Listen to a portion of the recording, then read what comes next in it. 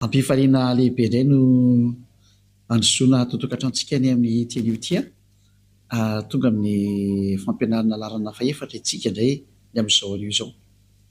Manome voninahitra manokana ny Dadamala Yayava ho fanomboana ny teny, miarahaba ny Dadamala Yayava zany, ary miarahaba manokana koa ny Joshua, ary manono ny hatsarany Joshua amintsika rehetra izay efa manaraka ato tokatrano, dia mirahaso antsika samy hotahiny Joshua eo ampanomboan'ny teny sy ny fampianarana izany. Dia mamerina ny fiarabana antsika rehetra ato tokatrano indray ny tena koa ny ambassadeur-ny Joshua Eliano mandroso ato tokatranontsika ny amin'izao anio izao larana faefatra moa ny fampianarantsika ny amin'ny teny ity, ary matoka fa samy mihaino sy manaraka ny fampianarana atolontsika ny amin'ny zao anio izao ny amin'ny izay lohateny izay hoe mpamina ny Israeliana ihany no azo enona teny sy arahina. Hoy ny Andriamanitra Abrahama, ny ankoatran'izay dia tsisy izy intsony zany, satria efa mazava be ny lalàna. Ka etsika zany raha nijery ilay fampianarana faharoa sy ny fahatelo tsika dia neta mihitsy ny hoe samy nanao zavatra tsy mety daholo ny olombelona, namoron'Andriamanitra tsy izy daholo ry zareo, nanonon'Andriamanitra tsy izy, ary nivokatra an'izay dia samy lasa mpanota daholo. Kanefa miantso ny anaran'ny Andriamanitra, miantso hoe Andriamanitra Abrahama ny Andriamanitra, nefa hitantsika tsara fa raha tena Andriamanitra Abrahama zany miaraka aminao dia tsy manota mihitsy ny ianao, ary izay mihitsy ny fahamarinana zay, satria izay miaraka amin'ny Andriamanitra Abrahama io dia tena tsy manota mihitsy ny ary efa noporofontsika teto moa zany araka ny ino moa, araka ny soratra masina hoe izay miaraka amin'ny Andriamanitra Abrahama dia tsy misy an'izany manota zany mihitsy, fa ny miaraka amin'ny Andriamanitra hafa daholo no manota zany. Mazava zany fa izay Andriamanitra niarahanao hatramin'izay dia Andriamanitra tsisy izy daholo satria nampanota anao, tonga anao lasa nitsangatsanga, nangalatra, lasa mpamono olona, lasa mpisoloky, lasa mpiteny ratsy, mpiteny vetaveta, mpanenjika vehivavy sy mpanenjika lehilahy, mpimamolava, lasa mangalatra.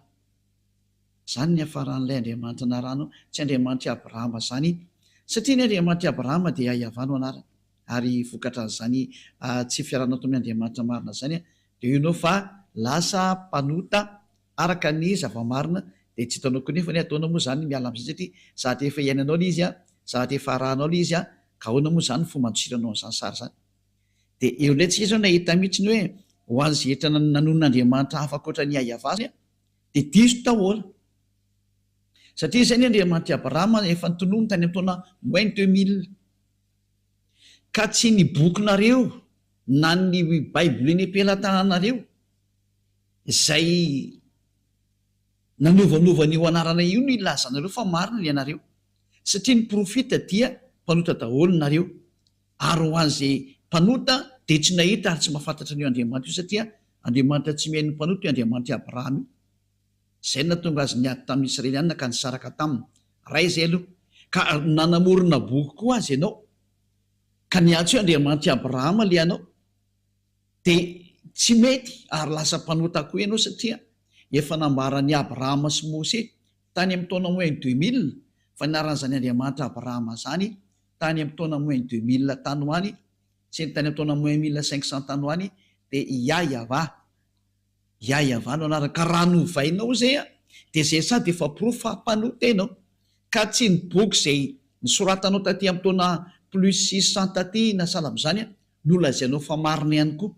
Io moa zany dia efa naporofona ilay izy hoe mba samy mijery mitodika amin'ny marina amin'izay, famonjena angety jereo ny ady efa miseho ao amin'ny Russie sy Ukraine io fa miratsy dia miratsy ange, efa risika na bomba nucléaire an'io, porofo tonga ny farany, ary tsy mety miravina tsony ny olana, fa dia efa olana efa mandeha efa miraraka maneran-tany moa ilay olana, ko inona tsony moa zany no azo atao amin'io.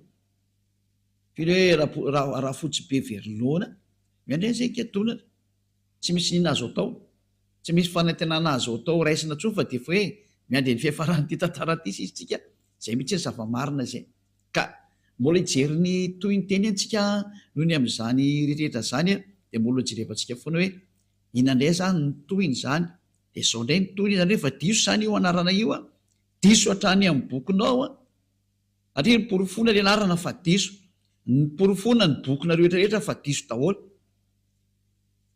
Ka rehefa diso moa zany dia inona ntsony moa zany no antenay, fa dia tena lasa nakany amin'ny lalan-diso daholo zany ny olombelona. Tsy olo tsy ilay Andriamanitra Abrahama no tompo inao, fa zavatra hafa mihitsy. Dia ijerinay tsika ny mikasika ny amin'ilay hoe iza ny mpamina ny tompony hoarahana amin'izao andro farana izao. Dia aleo tsika hijery ny lalàna indray. Fa ny didy folo sy lalàna Mose nefany a dia efa nampianariko antsika fa natokana manokana ho an'ny zareo zanak'Israely. Ka raha voalalàna mivoaka avy ao anatin'ny tenin'ny Mose zany a dia natokana ho an'ny zanak'Israely zany teny zany, tsy natokana ho an'ny efa firenena mihitsy fa natokana ho an'ny zanak'Israely. Loara vakentsika noho ny teny a, satria maky didy indray tsika mantsy. Fa ny didy folo sy lalàna Mose a, raha vao misy teny mivoaka avy eo amin'ny tenin'ny Mose zany dia natokana ho an'ny zanak'Israely io. Loara jevantsika noho ny teny Deutéronome 18:15 mikasika ny amin'ny mpaminany, satria hoe mpaminany no horesantsika hoe mpaminany iza no arahana. Dia loara vakentsika indray ny Deutéronome 18:15 ary ny 18 a dia ny 19. Deutéronome 18 a dia manomboka amin'ny 15 a dia ny 18 dia ny 19. Mpaminany avy eo aminao dia avy amin'ny rahalahinao tahaka ahy no atsangany avahan'Andriamanitra ao a ho anao. Izy no henonareo. Eo zany ny tenin'Andriamanitra hoe mpaminany iza no henona ary mpaminany avy aiza, dia mpaminany avy eo aminao, zany hoe avy eo amin'ny Israelina dikan'izany, dia avy amin'ny rahalahinao, zany hoe rahalahy Israelianina ny Mose zany le izy, zany hoe Israelianina zany ty rahalahy ty, satria zareo no nomena an'ilay lalàna. Araka ny efa nampianariko antsika hoe natokana ho an'zareo Israelianina io io lalàna sy didy folo hoe ka ito zao tenin'ny dada Iavà, ilay didy sy lalàna nomena azy a dia natokana ho an'ny zanak'Israely. Amafitsika eo amin'ny 9:20. Zao no voalaza: mpaminany no atsangako azy avy amin'ny rahalahiny tahaka anao, ka ataoko ambavany ny teniko. Zany hoe tena misy teny mapetraka ambavan'ireny mpaminany ireny zany a, dia ho lazainy aminy izay rehetra andidiko azy, dia lazainy ty mpaminany ty amin'ny Israelianina izay rehetra didiny ahy Iavà. Ka izay rehetra tsy mihaino ny teniko, izay ho lazainy amin'ny anarako, dia izany no hitsara azy. Na izany iza zany tsy mihaino ny tenin'izany mpaminany zany, satria dada Iavà no miteny aminazy a, dia Andriamanitra mihitsy no hitsara azy. Zava-doza zany no tsarain'Andriamanitra vela teny Andriamanitra Abrahama zany. Aza mity bingo amin'izany fa zavatra danger be ho anao mihitsy izany. Dia iza ary ty resahana ty hoe mpaminany no atsangako azy avy amin'ny rahalahiny tahaka anao. Iza le rahalahiny? Namoaka lalàna, satria misy mieritreritra fa olo-kafa ty rahalahiny Israelianina ty, dia namoaka didy ny Andriamanitra Abrahama fa ity lalàna nomen'Andriamanitra ty a dia natokana ho an'ny zanak'Israely rery ihany, tsy nomena ny hafa firenena mihitsy io. Ka noho izany zany a, ilay rahalahy resahana eto zany a dia ho an'zareo Israelianina ihany, rahalahin'ry Mose io zany, zany hoe avy ohatrany hoe mpirahalahy zany e, izy mirahalahy avy zany dikan'izay, zany hoe avy amin'ny Israelianina dikan'izany zany resaka lazaina izany. Zany hoe le mpaminany zany dia tsy maintsy Israelianina. Loara vakentsika raha ny lalàna ao bokin'ny Salamo 147 19-20. Salamo 147 19-20. Milaza ny teniny amin'ny Jakôba izy ary ny didiny sy ny fitsipiny tamin'ny Israely. Mazava be, ilay olona nomena ilay didy folo sy lalàna Mose ty zany a dia natokana ho an'i Jakôba, ho an'ny Israelianina. Ka Jakôba moa tsy iza fa Israely ihany. Ary natokana ho an'zareo Israelianina ihany zany io teny io. Ka raha ny teny zany bokon'ny Deutéronome hoe mpaminany avy eo aminao dia avy amin'ny rahalahinao tahaka anahy, dia avy amin'ny Israelianina ny dikan'izay, satria natokana ho an'ny Israelianina io teny io fa tsy ho an'ny efa firenena mihitsy.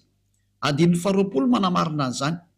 Tsy nanao toy izany tamin'izay firenena hafa izy, zany hoe tsy hidiran'ny efa firenena mihitsy zany resaka lalàna ny Mose ka hitsofotsofo ny efa firenena. Zany hoe am'izao teny zao dia voatsipaka mariny rano ny hafa firenena hoe tsy mahazo manao mpaminany ianao, ka an'olo tena hoe za dia mpaminany Yahva Andriamanitra Abrahama, satria ny Andriamanitra Abrahama dia mametraka lalàna mihitsiny hoe tsy nomenanao hafa firenena zany didy folo sy lalàna Mose zany ka ianao ny hitsofoka ao anatin'ilay hoe ho lasa mpaminany Israelianina. Fa ny mahazo mitsofoka ho isan'ny mpaminany Israelianina miara-dia amin'ny Andriamanitra Abrahama dia namohan'ny Mose didy hoe araka ny didin'io Andriamanitra Abrahama io mihitsy nanao hoe tsy nomenanao hafa firenena zany, noho zany tsy mahazo miditra ao ianao hafa firenena dikan'izany ho antsika rehetra zay meno an'le teny, tsy mahazo miditra ao ianao dikan'izany. Ary zao ny fitsipiny tsy mba fantatra ireny, tsy fantatra anao zany ny fitsipiko dada Yahva mikasika ny Israelianina io, zany hoe tsy azonao hidirana mihitsy io satria zavatra tsy fantatra anao.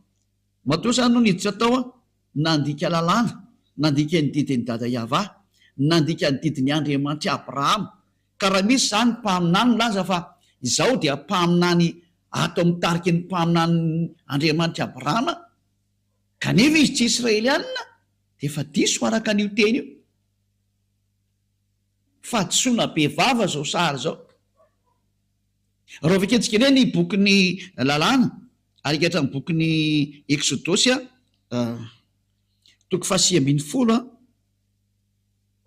Exodosy toko 10:10 dia ny andininy 7 fanaporofona fa tena hoe natokana ho any zanak'Israely mihitsiny ny miaino an'ity resaka didy folo sy lalàna Mose ty zay nitoriany Mose zany na hoe Moïse na Moses na Mosa hoy Salamo. Dia zao vaketsika zao ny vakina. Ary Mose niakatra ao amin'Andriamanitra, Exodosy 19:3-5, dia niantso azy Yahva tao an-tendrombohitra ka nanao hoe izao no lazainao amin'ny taranak'i Jakoba sy ambaranao amin'ny zanak'Israely. Mbola voalaza mihitsy zany fa natokana ho an'ny taranak'i Jakoba sy ambaranao amin'ny zanak'Israely ty resaka didy folo sy lalàna Mose ty. Ianareo efa nahita zay nataoko tamin'ny Egiptiana zay nitondrako anareo tamin'ny atriny voromahery ary nampakanesako anareo aty amiko. Ko ankehitriny raha iain'ny feoko tokoa ary ianareo ka hitandrina ny fanekeko dia ho rakitra soa mihoatra noho ny firina rehetra ianareo fa ay ny tany rehetra. Eto zany ny teny dia hoe tandremo ary le fanekeko, ka ny mitandrina ny fanekeko dia nitsindriana mafa ho an'ny zanak'Israely irery any. Tsy natokana ho an'ny hafa firenena mihitsy za fa natokana ho an'ny zanak'Israely irery any.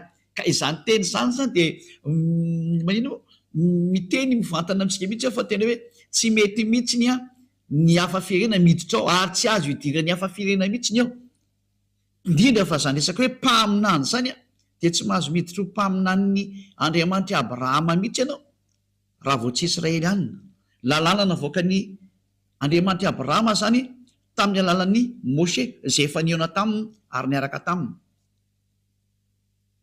Ka ny Andriamanitra Mose zay Andriamanitra Abrahama mihitsy no teny hoe tsy mahazo miditra ao mihitsy ny hafa firenena, tsy azo atao mpaminany zany ny Amerikana na Anglisy na Frantsay na Afrikana na Arabo na Sinoa na Australiana nizaniza, fa Israelianina irery any no mahazo atao hoe mpaminany araka ny lalàna navoaka ny Andriamanitra i Abrahama io zany. Ka eo indrindra zany mazava zany zay fa raha vao tsy mpaminany Israelianina dia tsy mety. Dia tsy ianao zany mandinika eo izy le mpaminaninao. Samy mieritreritra, samy mandinika ny azy. Fa mazava ny lalàna hoe rehefa tsy Israelianina io dia tsy izy io. Lalàna zany. Ary tsy azonao toerina mihitsy zany satria Andriamanitra Abrahama mihitsy namoaka an'io didy io. Noho izany rehefa tsy Israelianina le mpaminany arahanao dia faute ianao. Ary mpanoty ianao mpandika lalàna ianao dia ianao le hiara-ny atezerana io dada Yahva io mihitsy satria tsy meny mpanota zany io, zany hoe diso adresy ianao. Voafitaka ianao zany ny dikan'izay. Mahitsy be le teny io niarantsika nijery samy miara-mahita atsika.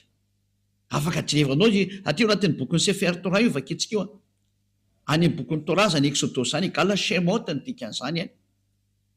Dia mazava be io teny io zao. Mpaminany Israelianina. Ka eo amin'izay mpaminany Israelianina zay izy ara no mpaminany farany tao Israelina. Iza no mpaminany farany. Ny mpaminany farany tao Israel dia tsy iza fa Yahosoa. Io lay tena mpaminany farany Yahosoa no anarany. Ary voaporofo mihitsy zay teny zay araka ny boky tany Israel, ny boky tany Israel mihitsy nanamarina fa tena mpaminany zany Yahosoa zany. Io lay nivainy zareo anarana hoe Jesosy na Jesoa, zay Grika zany anarana zany. Ary navainy zay zao le ho an'ilay miantso an'izany Jesosy zany. Ho an'ny Silamo indray misy dia miantso hoe Isa, fa tsy Isa zany anarany fa Yahosoa. Reny le fandikana teny diso daholo reny, dia samy nanovanova daholo mihitsy ny olombelona, fa ny mpaminany farany ny anarany dia antsoina hoe Yahosoa. Ary zay miaraka amin'io mpaminany farany io dia tsy manota intsony, satria io mpaminany farany io no nomeny io Andriamanitra Abrahama io ny lalàna sy ny didy. Andao ro jerevantsika araka ny tantara tao Israel, fa tena mpaminany zany. Zareo Israeliana no mamaritra ny mpaminany eo aminazy sy ny tsy mpaminany eo aminazy, fa tsy ny mpitondra fivavahana akoriny, fa ny vahoaka no mahafantatra hoe mpaminany io na tsy mpaminany. Ka raha vao mpaminany ny olona anankiray kosa ny vahoaka, dia tsisy mahazo mikitika an'izy satria izy no mitondra teny. Ka mazava ho azy moa ny zavatra nataon'izany Yahosoa zany tao Israel, tena fanehoana ny hery sy ny fahefana, dia izy ny mpaminany farany araka ny voalaza ny boky tany Israel indray jerevantsika. Ary nisy nanoratra an'ireo boky ireo dia ireo no jerevantsika hoe mpaminany ve izy. Izy moa tsy milaza fa mpaminany tokoa izy, dia ny olona tsy mahay ny tantaran'ny Israeliana no tena tsy mpaminany. Ary mbola hitantsika ihany zany amin'ny tenin'ireo any Israel, dia zay niaraka tamin'ireo mpaminany ireo dia ilay mpaminany antsoina hoe Yahosoa. Nanana mpianatra izy, ary tao amin'ny tantaran'ny mpianatra no nahitana zany histoara zany hoe mpaminany io Yahosoa io. Ary io no henonareo, ary ny hainao azy tokoa ny vahoaka Israeliana, ny hain'ny fampianaran'izany Yahosoa zany ny vahoaka Israeliana. Ary amin'ny manarivorivo mihitsy nanaraka anazy teny an-dalana teny. Saingy ny alina moa le mpitondra fivavahana jiosy dia ny vonoany, ny jiosy natao Israeliana dia ny vonoany. Ka ho jerevantsika ao anatin'ny soratra masina jiosy, satria ao amin'ny jiosy ihany tsika maka an'ilay tantara zany. Dia ao amin'ny soratra masina jiosy indray misy ny teo testamenta vaovao, ka mitantara n'ity Yahosoa ity zay testamenta vaovao zay. Dia ny testamenta vaovao mihitsy ny anaran'ilay mitondra anazy dia atao hoe Yahosoa.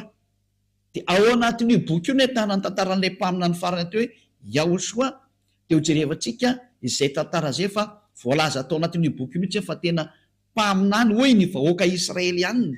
Ny vahoaka Israeliana mihitsy no miteny fa mpaminany izy, ary be dia be mihitsy ny anaraka anazy, satria tao no nositrany, mahiratra ny jamo, misy maty natsangany, ny kilemaina natsangany, ny marena nataony eno, ny mona nataony teny, be dia be ny marary nositrany, ny misy devolona voaka ny daoly ary lasa sitrana daoly.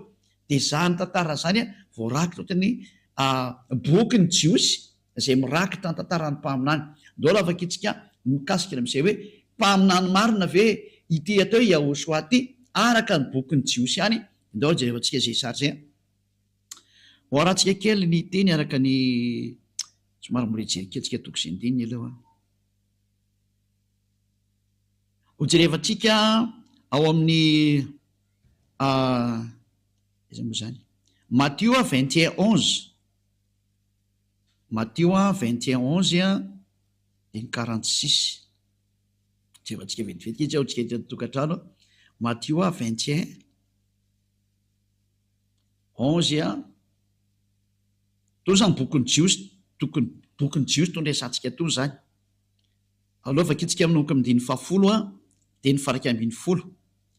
Ary no tafiditra tany Jerosalema izy. Matthieu 21:10 dia ny 11. Dia niorakoraka ny tanàna rehetra ka nanao hoe iza moa izao. Ary ny vahoaka nilaza hoe izao no Yahosoa mpaminany izay avy any Nazareta any Galilia. Zay mazava zany fa tena ity Yahosoa ity ozy ny vahoaka dia mpaminany, ary vahoaka Israeliana io niorakoraka be io. Voaporofo zany eto fa tena mpaminany Yahosoa. Izany hoe ny mpaminany Israelianina farany enoana ary tokony ho arana zany mazava ho azy de ty Yahosoa ty satria io ny farany io. Zay ny voalazany soratra masina Jiosy.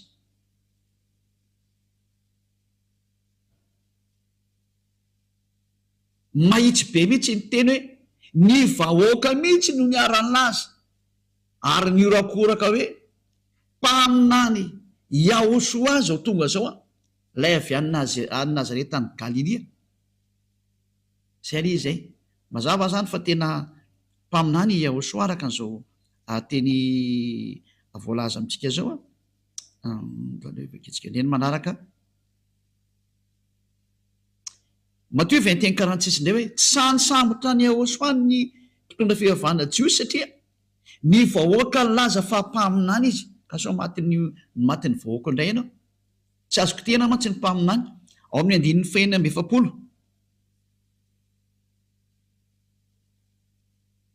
Matthieu 21:46 de nitambotra hisambotra ny Yahosoa izy saingy natahotra ny vahoaka satria nataony vahoaka ho mpaminany Yahosoa.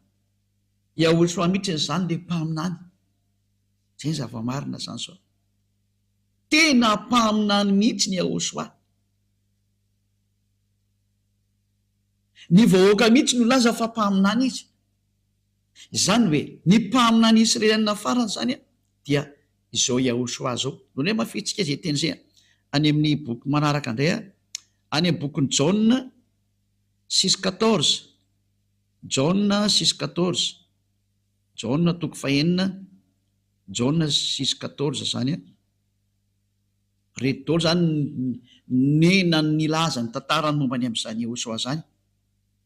Ary hoy ireny olona ireny rehefa nahita ny famantarana izay nataony Yahosoa, ity tokoa no ilay mpaminany izay ho tonga amin'izao tontolo izao.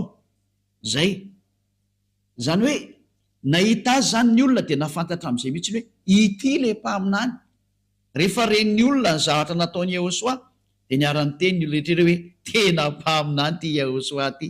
Ty tokoa ilay mpaminany izay ho tonga amin'izao tontolo izao. Konfirmeny mihitsy ny tantara zany, tantaran'ny Jiosy ao amin'ny bokin'ny Jiosy. Ty bokin'ny Jiosy daholo ty tenentsika etony dia milaza mihitsy ny tantara tao amin'ny Yahosoa fa ny vahoaka mihitsy no milaza fa tena mpaminany zany Yahosoa zany. Zay ny zava-misy zany. Ka tsy azo ny anglisy ho toeriny zany, tsy azo ny sinoa toeriny zany, tsy azo ny afrikanina toeriny zany, tsy azo ny arabo toeriny zany, tsy azo ny rosianina toeriny zany, tsy azo ny japonais toeriny zany, fa satria ny Israeliana no teny zany tantaran zareo zany dia tsy azonao lavina. Ka ny vahoaka mihitsy no milaza fa mpaminany zany Yahosoa zany dia tsy misy olona mahazo manohitra an'izany. Antsika jery teny hafa mbola ao anatin'ny bokin'ny Jiosy any ty hojerevantsika ty ao amin'ny bokin'ny Lioka indray ny vakitsika Lioka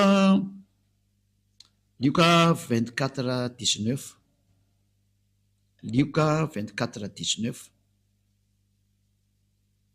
Lioka 24 izy zany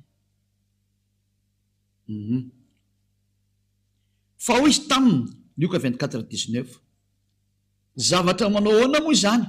Ary hoy izy ro lahy taminy ny amin'ny Yahosoa avy any Nazarety mpaminany mahery tamin'ny asa sy ny teny teo anatrehan'Andriamanitra sy ny vahoaka rehetra. Tena mpaminany teo anatrehan'ny vahoaka mihitsy izy. Manaiky azy daholo ny vahoaka fa tena mpaminany izy. Ny vahoaka mihitsy nametraka fa mpaminany izy noho ny amin'ny asa izay nasehony sy ny famantarana nasehony ny hery sy ny fahefanana anany dia ny aiky ny olona fa tena mpaminany izy. Ny vahoaka nametraka azy ho mpaminany tsy azonao lavina mihitsy zany. Izy niza mandany zany dia nao nge zany manohitra ny zava-misy any amin'ny fireneny olona. Le vahoaka kosa mahita ny zavatra nataony teny fa mpaminany io. Tsy azonao lavina le izy. Mpaminany lehibe izy. Zay hoe mpaminany avy aminao ny enonao ary nefa raha teo amin'ny Yahosoa zany. Ary zany Yahosoa zany zay rehetra niaraka taminy dia tsy nanota intsony. Zay. Ary ty Yahosoa ty no namoaka didy. Namoaka didy izy araka ny Jaona 12:49 fa didin'Andriamanitra ray mihitsy izy netiko. Jauna 12:49 ka ho an'izay rehetra mametraka fa mpaminany ka ny vahoaka moa no metraka hoe mpaminany dia tsy azonao lavina mihitsy zany. Dia ny mpaminany zany dia mitondra ny teniny ahava tena moka didy izy ny dikan'izay dia hoe apetraka ao amin'ilay mpaminany ny didiko izy ny teniny dada ihava. Le tare amin'ny Deutéronome 18:15 Deutéronome 18:15 le miteny hoe apetraka ao ambava ny didiko dia ho lazainy aminareo ny teniko izay andidiko anazy. Dia eto koa zany nomenany Yehosoa koa ny didy araka ny Jauna 12:49. Jauna 12:49 ary no vakitsika. Dia etsika zao ahita mihitsy fa hoe nitondra didy zany zanaka mpaminany lehibe zany ary ny didy nomena azy dia ty ny fanaporofona Jauna 12:49. Satria zao tsy niteny ho ahy fa niraizina niraka izy no nandidy azy eo lazaiko sy izay ho toriko ary fantatry fa fiainana mandrakizay ny didiny koa izay lazaiko dia lazaiko araka n'izay nolazay indray tamiko.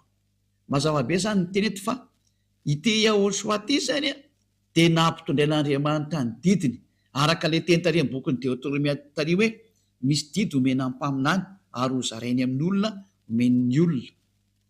Ary ny didy ao amin'ny Yehosoa dia ny didiny amin'ny fanafana ny olona amin'ny fahotana. Tsy mahay manao teny intsony izay miaraka aminy. Io le Andriamanitra Abrahama miteny hoe mpaminany ny anonao ary le mpaminany farany ny vahoaka mihitsy no teny azy dia hoe Yehosoa no anarany. Ny confirme ny vahoaka atao Israela tamin'izany fotoana izany ka tsisy afaka mandany izany mihitsy. Tsy azo lavina tahaka ny Isaia mpaminany dia nekeny olona fa mpaminany Israelianina. Tahaka ny Jeremia mpaminany dia nekeny olona fa mpaminany Israelianina. Aotr'izany koa Yehosoa dia nekeny vahoaka fa mpaminany Israelianina ka tsy azo lavina mihitsy izany hatramin'ny farany. Satria nitondra ny teny ny dada Yahava izy araka ny teny mpaminany. Mbola ho resantsika mihitsy moa manaraka hoe ahoana ny fanaporofona fa tena mpaminany izy ary izy mihitsy le mpaminany. Fa araka ny lalàna Mose indray mbola omeko izay teny izay. Fa eto dia miteny mihitsy hoe ny vahoaka mihitsy ny Israelianina izay mahafantatra ny ato hoe mpaminany dia ireo mihitsy no teny mivantana mihitsy hoe mpaminany io Yehosoa io. Mpaminany izy. Ary izy no mitondra ny fanekena vaovao ho an'izao tontolo izao, ho an'ny firenena rehetra eto ambonin'ny tany. Izy ny fanekena vaovao. Izay moa zany amin'ny Israelianina izay resaka izay no mandeha fa ho an'ny efa firenena mbola mety tsy fantany izany fa izay indray resaka samy Israelianina zany sujet zany. Fa eto fotsiny ilay misintona antsika hoe ny mpaminany enoana zany ny mpaminana farany Israelianina dia ny mpaminany Israelianina farany nomen'Andriamanitra ny didiny dia ity atao hoe Yehosoa ty ary ny vahoaka Israelianina mihitsiny izay tsy azonao lavina mihitsiny no nametraka fa tena mpaminany izy. Izany tsy azonao lavina. Tsy azon'iza lavina satria ny vahoaka Israelianina no tsindriko mafy teo no nilaza fa tena mpaminany izy. Mazava zay. Amin'izao vaninandrontsika zao arany. Satria hitantsika fa ity Yehosoa ty ny mpaminany farany. Inona ary ny tenin'io Yehosoa io mikasika ny amin'ny mpaminany. Satria tsy maintsy eo aminazy zany ny didy no enoana. Mivoaka amin'ny vavany zany le didy no enoana.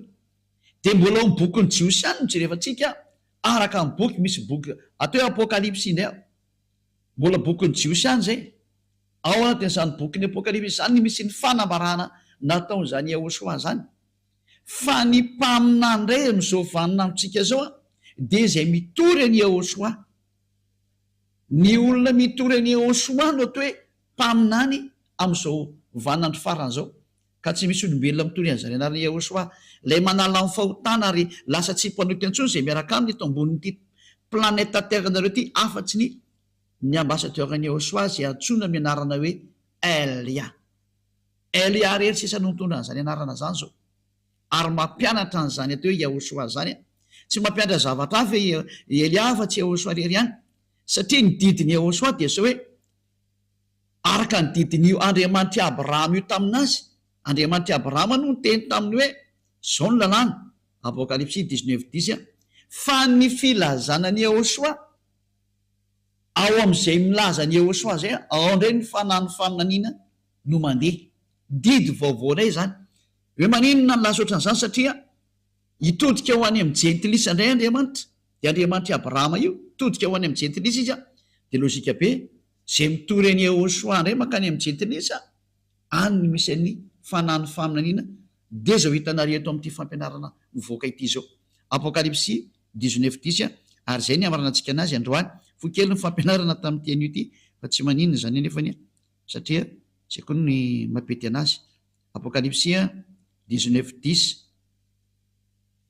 Apokalipsy 19:10 dia ny akohoka teo amin'ny tongony eo mba hivavaka aminy ary izy tamiko tandremo aza manao an'izao anao fa mpanompo namanao ihany aho sady namandreo rahalanao zay mitazona ny filazanany tanany filazanany Yehosoa Andriamanitra ihany ny vaovao fa ny filazanany Yehosoa no fanahany faminaniana zany hoe ny olona milaza ny Yehosoa zany dia zao ataony ambassadeur-ny Yehosoa Elia zao ataony Elia zao zany no proof fa mandeha indray ny fanahany faminaniana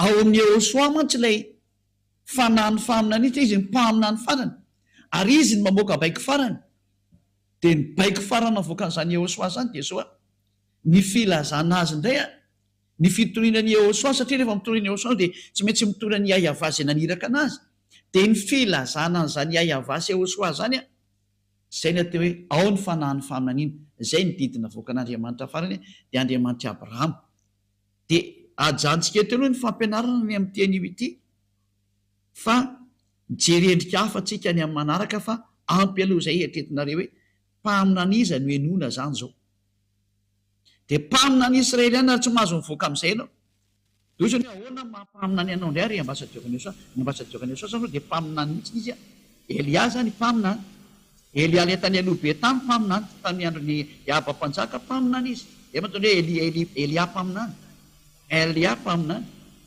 le même personnage misy am'izao tsika miteny zao am'izao tsika miteny zao ozy ny teny dada Yava nampitondraina ny Yehosoa mpaminany de hoe zay mitory any Yehosoa satria rehefa mitory any Yehosoa de automatika mitory any dada maly Yava Andriamanitra Abrahama de ao indray ny fanahany faminaniana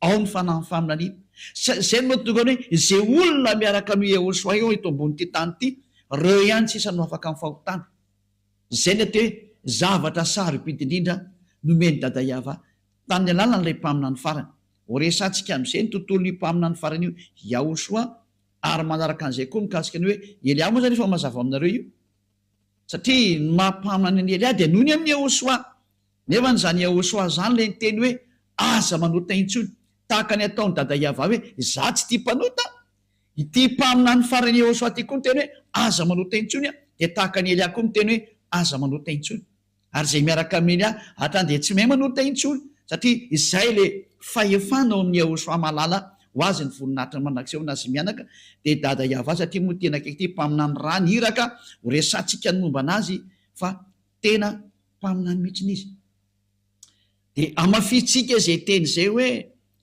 ity mpaminany ity de tena tsy maintsy arahana ny teniny izy no teny hoe aza manota intsony Jauna 9:9 hoe aza manota intsony izy Jauna 8:11 zany ny zahatra faratampon'ny teny dada maly Yava zany zany ny tsara indrindra zany bokin'ny Israeliana ihany ty Jauna 9:9 andiny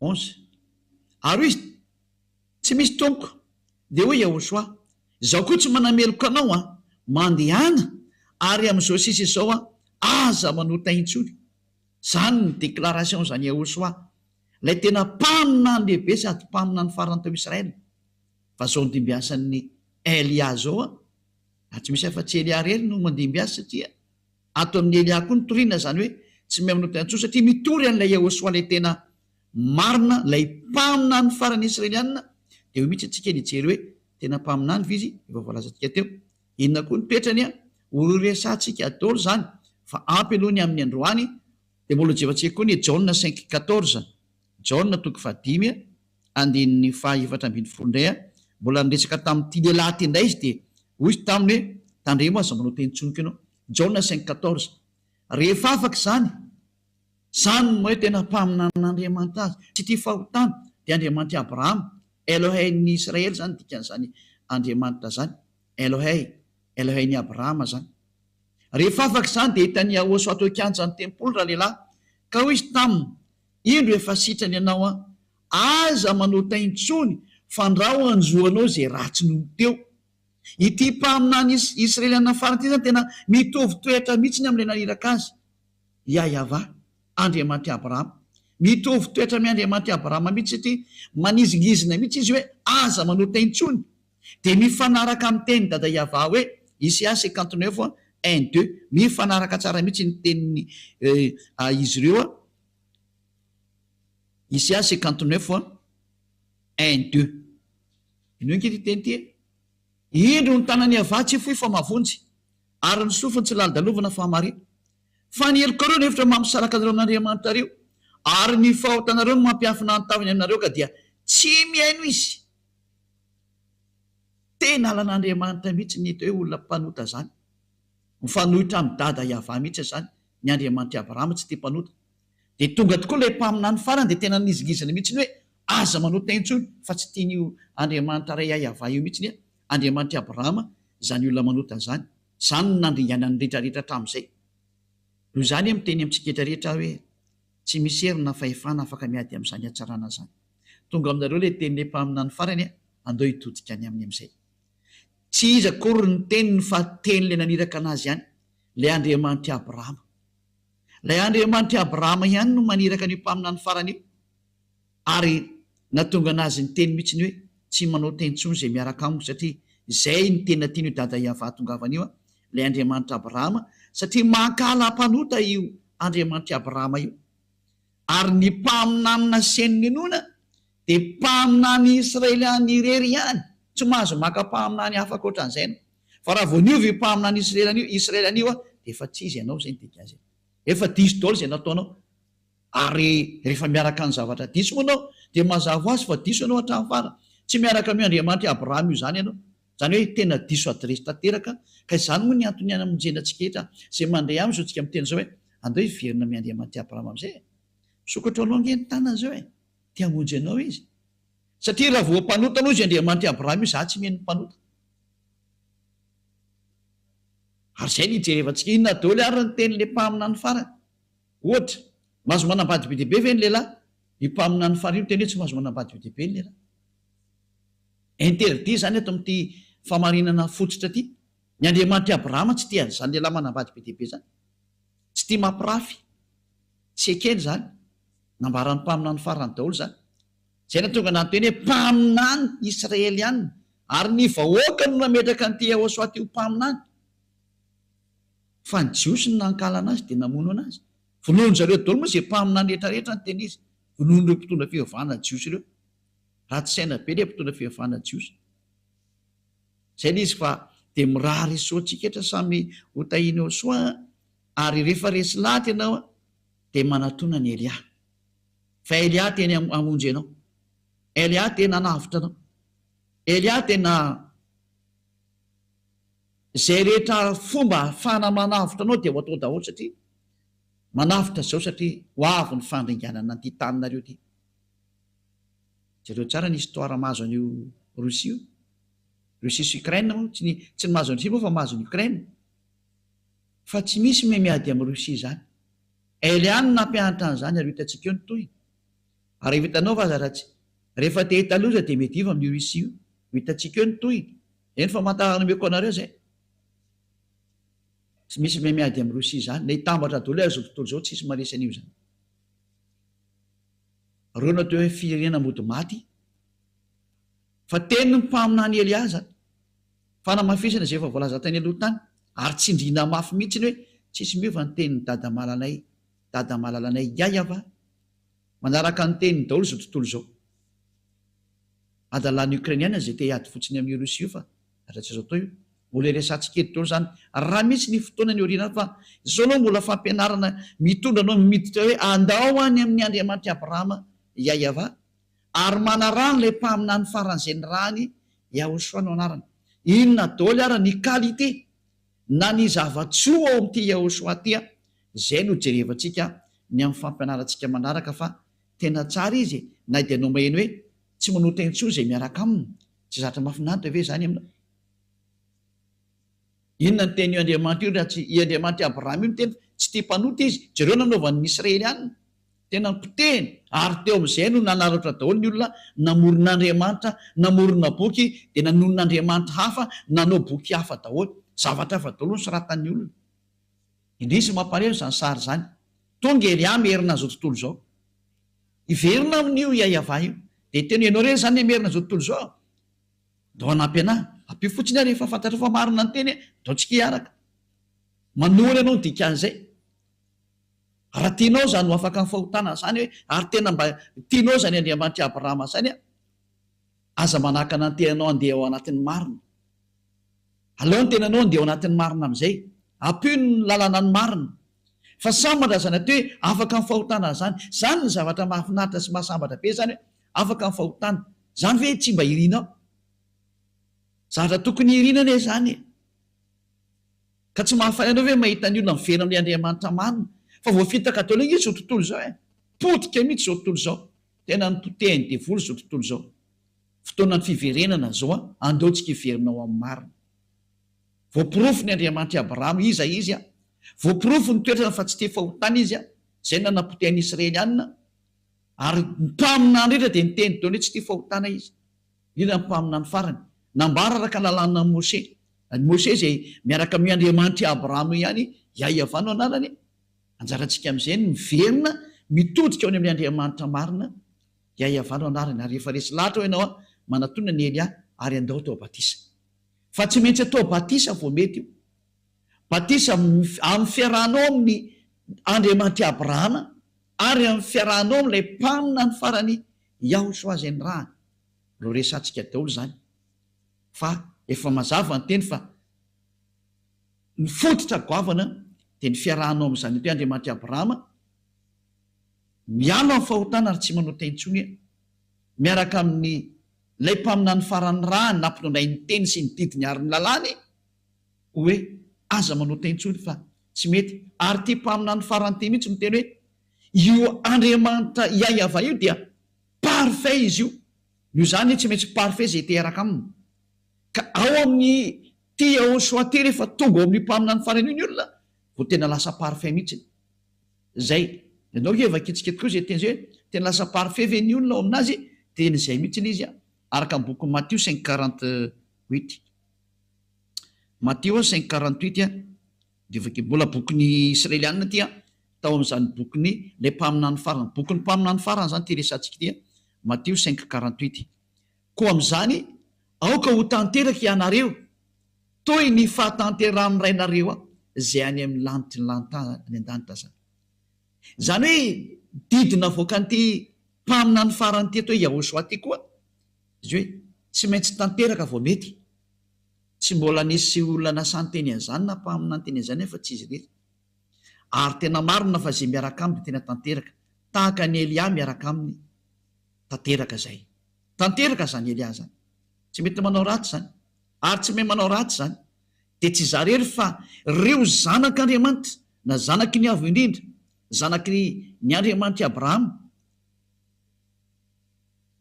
zay miaraka amin'ny Andriamanitra Abrahama rehetra sy miaraka amin'ity Yahosoa mpamina ny farany ty, dia tena lasa tsy manota intsony. Tena tsy manota intsony mihitsy. Ao ny parfait. Zany ka tena Andriamanitra zany. Le Andriamanitra i Abrahama, zay le nitadiavy le tena olona tonga lafatra, tanteraka tsy manota intsony.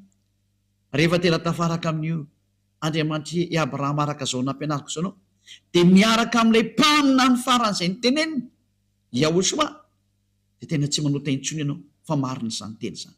Tsy tia mpanota io Andriamanitra Abrahama io, tsy tia fahotana izy. Zay ny famaranako ny teny koa, dia mirary soa antsika rehetra ho tonga soa ty amin'ny Yahosoa, dia ho tonga soa ty amin'ny dada mala Yahava Andriamanitra Abrahama. Ndao hiverina daholo, ndao hitodika any amin'ilay mpamina ny farany. zay nampitondraina teny Yahosoa no anarany, ary izy no milaza io Yahosoa iny no teny farany mpamina ny Seana fa teny izy hoe zay mitory any Yahosoa rery ihany, zay ihany manana ny fanahy faminaniana, ka tsy misy nitory sy nampianatra an'izany Yahosoa sy ny momba azy zany teto afa-tsy Elia rery ihany. Zay no mampamina ny farany any Elia, ary tsy misy tsony kaorianany Elia. Mirary soanao tonga amin'ny fitiavana an'ilay Andriamanitra Abrahama satria avy any amin'ny daholo ny fototrany io. Andriamanitra Abrahama daholo ny fototra an'izao famarinana zao, ary tao amin'ny bokin'ny Israeliana daholo nakatsika an'izao a. Tsy misy bokin'ny malagasy tena bokin'ny anglisy na bokin'ny amerikana fa bokin'ny Israeliana zay nandehanana izany teny zany a, zay no nahitantsika zao famarinana rehetrarehetra zao. Ka hiantsoana antsika hoe andao hitodika daholo am'izay a ho any amin'ny Andriamanitra Abrahama, ary anaraka an'ilay mpaminany faly satria ao no lakileny men'Andriamanitra Abrahama am'izay hoe ao am'izay nareo mandeha satria izy ny mpaminany farany, tsy misy tsony taorianany, mpaminany Israeliana. Ary tena ary ianao e malagasy koa ianao milaza fa ianao koa mba mpaminany, nefa nivakiko ny lalàna fa io Yahosoa io nefa nahazo didy avy any amin'ny dada Yahava Andriamanitra Abrahama hoe zay mitory anao, satria zay mitory anazy dia mitory an'io Andriamanitra Abrahama ihany koa Yahava no anarany, zay mitory any Yahosoa. Ka ingamo moa Yahosoa tonga teo raha tsy nisy an'io ino moa ity ina moa raha tsy tonga io mpaminany io tsy afaka nandeha ny mpaminany raha tsy nisy mpaminany koa ny teny anazy. De gaga ianao apiko kely hoe ary ianao tao amin'ny teny hoe zanan'ilay mpaminany izay indrindra. Ampianatra an'izay kely indray aloha parantesy kely, ozy ny olona hoe tsy niteraka io Andriamanitra io, be dehibe ny fampianarana manao an'izay ihany. Ka nareo no namorona boky zany, any amin'ny boky hafa any no misy an'izany. Izay bokin'ny foronina dia lasa zany izy, fa raha vao bokin'ny Israeliana dia tena misy mihitsy izany teny zany, tena misy zany. Lola vaketsika le teny andao vaketsika ny bokin'ny Salamo, fa ny bokin'ny Salamo mihitsy no miteny hoe zanako ianao izy dada Yahava, ilay Andriamanitra Abrahama, zanako ianao, za niteraka anao androany. Ka ny bokin'ny Israeliana rehetra amin'ny Sefer Torany Jiosy dia milaza mihitsy fa tena miteraka io Andriamanitra Abrahama io. Voalaza ao zany fa rehefa boky hafa any dia mizahatra hafa ny teneny, fa ny boky réel ao anatin'ny Jiosy dia niteraka io Andriamanitra io. Donay vaketsika izay teny izay araka ny bokin'ny Psalme na Psaume na Salamo, Salamo firme izy teo, Salamo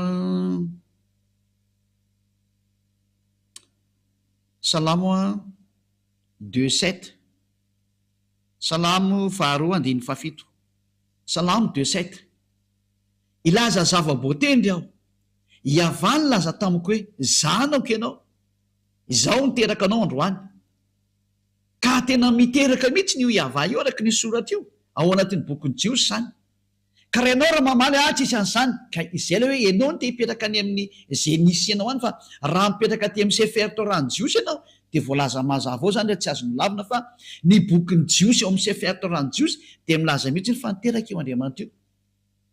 Fizy indray tsy miteraka ohatran'ny vehivavy miteraka, zay moa koa madiso ny olona indray zay, fa niteraka araka ny teny. Raha niteraka zany izy an'ity Yahosoa ty dia naterany tamin'ny teny. Ka raha Yahosoa ny resana zany dia io mihitsy ilay naterany io. Ary izay no mahatonga antsika hijery an'izay hoe tena zanany mihitsy io. Donay antsika hijery boky Salamo 2:20, Salamo 82:6. Donay antsika hijery boky anankiray mbola amin'ny bokin'ny Salamo ihany, Salamo 82:6. Hoy izao, Andriamanitra ianareo ary zanaky ny avo indrindra ianareo rehetra. Miteraka zany Andriamanitra ny dikan'izany, satria misy zanaky ny avo indrindra ary le zanany nataony hoe Andriamanitra ianareo. Miteraka zany io Andriamanitra io ny dikan'izay ao amin'ny bokin'ny Jiosy, any amin'ny bokin'ny Salamo. Ka tsy azonao lavina koa zany satria ao anatin'ny bokin'ny Jiosy zany. Le Andriamanitra Abrahama ny teny izany mihitsy. Fizinay hoa tsy niteraka ohatran'ny vehivavy miteraka fa araka ny teny. Dia izay nahatonga ilay mpaminany ny teny hoe tamin'ny voalohany teny ary ny teny tao amin'Andriamanitra ary ny teny dia Andriamanitra. Izy dia tao amin'Andriamanitra hatramin'ny voalohany. Izany hoe ity Yehoshua ty zany araka ny nampianarin'io Yehoshua io dia tsy nateraka oatra ny vehivavy ateraka fa nateraka tamin'ny teny. Raha vao ny teny zany io Andriamanitra Abraham io tamin'ny namorona zao tontolo zao, dia iny teny iny no teo hoe Yehoshua. Zay. Fa tsy nateraka oatra ny vehivavy miteraka, fa ny fiteraka an'Andriamanitra zany ao amin'ny teny izy no niteraka. Vaketsika ny Jaona toko voalohany zany bokin'ny Jiosy daholo miteny an'izany Jaona toko voalohany andininy voalohany. Tamin'ny voalohany teny, ary ny teny tao amin'Andriamanitra, ary ny teny dia Andriamanitra. Izy dia tao amin'Andriamanitra tamin'ny voalohany, ary izy no nahariana ny zavatra rehetra, ary raha tsy izy dia tsisy nahariana izao zavatra ary zao na idea iray aza. Ao amin'ny bokin'ny Jiosy zany dia ny bokin'ilay mpamina ny farany Yehoshua, dia izy mihitsy no laza fa izy dia tamin'ny voalohany, ary ny teny izay tao amin'Andriamanitra, ary ny teny dia Andriamanitra. Bokin'ny Jiosy daholo miteny an'izany. Jerevantsika tary amin'ny bokin'ny Sefer Torah-ny Jiosy tany aloha dia milaza mihitsy hoe fa niteraka Andriamanitra, ary zany teraka anao izy androany, tsy azo lavina mihitsy izy zay. Tena nisy zany zavatra zany. Ary ilay fiterana kory otra vehivavy miteraka, fa io voalaza io hoe tamin'ny voalohany teny, ary ny teny tao amin'Andriamanitra, ary ny teny dia Andriamanitra, ary izy dia tao amin'Andriamanitra tamin'ny voalohany. Ka rehefa nivoaka zany le teny, dia inona teo niteraka izy tamin'ilay io Andriamanitra Abrahama ny teny, dia iny teny iny natao hoe zanany, ary zay zanan'izay natao hoe Yehoshua. Ary ilay teny izy dia tonga nofo kanonina tamintsika. Zay ny voalaza zany. Ka mbola ho anaporo fa tsika lava be mikasika any amin'izay, fa inatsoa moa ny valinao amin'izany teny zany, fa mazava iny izy. Satria ilay mpaminany mihitsy no ny teny fa nahazo didy avy any amin'ny dada Yava izy, ary marina zany. Ary ny bokin'ny Sefer Torah-ny Jiosy ao misalamo ny teny fa tena niteraka io Andriamanitra io, dia tsy azonao lavina ny izy. Raha mandany zany dia tsy pahanao ny tenin'ilay Andriamanitra Abrahama. Satria tany amin'ny Jiosy no nahitana anazy. Zay ny tonga antsika nijery an'ilay hoe boky inona no tokony ho arahana. Rehefa nijery dia boky tokony arahana, dia bokin'ny Jiosy no arahanao. Bokin'ny Israeliana. Noho izany ny famantaranao ny marina rehetra dia ao amin'ny bokin'ny Israeliana, fa tsy any amin'ny bokin'ny foroporonona ny anananany ohatra. Na zay boky mety ambarambaran'olona aminao, fa zay boky tena avy any amin'ny zareo Jiosy, ary zay ny fahamarinana hoe niteraka io Andriamanitra io.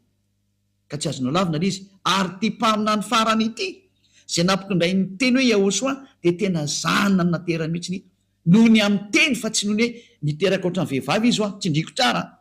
Fa rehefa ny teny izy dia nataony hoe zanany ny teniny. Dia ianao tsy afaka mamaky aty, zay ny teniko. Amin'Andriamanitra azy tsy azonao lavina zay zavatra izay. Zay ny teny. Taka ny rehefa namorona izy dia mamorona. Zay ny Andriamanitra Abrahama azy. Ka ny farana atreo zany ny teny mazava tsara amintsika rehetra, zay ny fahamarinana. Mazava tsara amintsika rehetra zay mikasika an'ilay hoe Yehoshua mpamina ny farany, sady nambaran'io Andriamanitra io fa tena zanany mihitsy. Tena zanany izy. Izy ilay teny tao amin'Andriamanitra hatramin'ny voalohany, ary izy no nihevi izao rehetra zao. Natateraka ny fahamarinana rehetra ny amin'ny famoronana zany dia tao amin'ny daholo, araka ny nambarana ilay mpaminany Israeliana farana. Ka raha vao manaiky ianao fa mpaminany Israeliana Yehoshua, hoy ny vahoaka Israeliana, dia zanak'Andriamanitra izy, tsy azonao lavina. Izy ilay zanak'Andriamanitra teny an-tarika eto amin'ny bokin'ny Sefer Torah hoe zanako ianao, zany teraka anao androany. Ka izay olona izay tsy izy fa ilay mpaminany farana teo hoe Yehoshua, ilay ny teny hoe aza manao taintsony. Zany hoe tena mitovy toetra mihitsy nisy ilay dadany hoe aza manao taintsony ianao. Zay. Ary zay niaraka tamin'ny rehetra hatrany dia tsisy nanao taintsony, fa tena afaka amin'ny fahotana marina ny teny.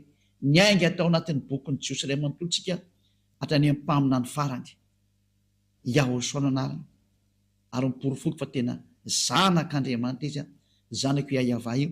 Dia amboariko tsara amin'izay ny ahitsiko tsara ny fihevitranao hoe niteraka Andriamanitra, tsy miteraka ohatran'ny vehivavy sanatria, fa rehefa niteny izy dia iny ilay natao hoe ary niteraka izy. Iny ilay niteneny hoe zaho niteraka anao. Zay. Rehefa tiany zany dia zaiko. Fa tokony inona kosa ny ary moa anao ho paralelina aminazy ve, ka tsy miady aminy fenao re zany. Normalina be to hoe zanany ianao, fa tsy hoe paralelina amin'Andriamanitra ianao, fa zanany. Tsara ne zany. Tsisy maratsy an'izany mihitsy. ka de nefa izy miporofoka araka ny soatra masina ny jiosy ary zay ninao an'zanitra de afaka mifahotana zay de zay ny antony averiko tsara tsy dikondre mandeha hoe natonga atsika hoe boky inona ny tokony ho arahana raha ijerin'ny marina ianao mikasika amin'ny andriamanitra abrahama eo ary tena ho tafaraka aminy de nomeko hoe arao ny bokyny jiosy sefer torany jiosy tao amin'ny sefer torany jiosy nisy teny hoe de nanteraka eo andriamanitra io ka raha boky hafa anao raha anao de tsisy an'zany fa ny contrairan'zany misy any ko micontrariziko fa raha tena bokyny jiosy ny tsirefanao de niteraka izy meko anao teo ny teny mikasika ny am'zay de zay ny fiarahantsika ndreha tamin'izao izy io mirary so tsika rehetra samitainao soa ary rehefa resy latinao de manatona ny eliandao nao batisa fa fotoanany batisa zao afaka miantso anao amin'ny telefona tsova za tompoko tena natao batisa na anglisy ianao na amerikana na sinoa na japonais na iny ianao na iny ianao afaka miantso ny elia daholo nareo hoe zay tompoko de tena resy lata mangataka se mba atao batisa mba tonga avaty anao raha afaka makatimo anao any am 2026 vo misy batisa ty fa ny any amin'ny hafa firina afaka makany elia da tsika ny atao am'zay fa zay hoe fa mandeha io arakaraka rehefa misy de fa mandeha zay fa mandeha elia rehefa misy miantso de mandeha ka tena mitady an'andriamanitra marina ao ary maniro any amin'ny fiainana mandrakzay fa ho iteo foany zany de mirazo tsika samy tenao soa de ao atsika ariva afaka sotra petsaka dada malala iayavany am'zany teny rehetra zany fa tena fitiavany zany ary tena famonjena elia nampianatra ny olona ny amin'ny iverenana aminao ary tena nasiako teo maso izy rehetra ny famariana fa tena marina ianao tsy misy andriamanitra afa-tsy ianao le andriamanitry abrahama iaiavanao anaranao tsy tia fahotany ianao halanao zany ary zany teny zany nampitondrainao le mpamina no farany iahosoanao anarana hoe aza manotaintsola ary aoko ho tanteraka ianareo zany ny teny le mpamina ny farany sotra dadamala iavao taio araha zao teny rehetra zao mba hitondra soa am'izay tramiaina hitondra famonjena sy fanavotana am'izay mandreha hitany zay rehetra miaina anao avoty zay rehetra mbola tsy mahafantatra ny marina vonjeo zao tontolo zao vonjeo ny afafirina rehetra akoatra amin'ny malagasy avoty zay rehetra maniry ny hoafitra afao zay teo afaka rehetrarehetra dada maria avao tonga ny andro famonjena ho an'izao tontolo zao asehoy ny sandrinao mahery aoka tena andeha ny hery sy ny fahefanao ho voninahitry naranao masina dada maria ava voninahitrinao manakasay apeo elia amin'ny asa nampanaovinao azy asehoy ny voninahitranao amin'ny anaranao dada maria ava no andefasana n'izany teny zany de ho any aminao zany teny zany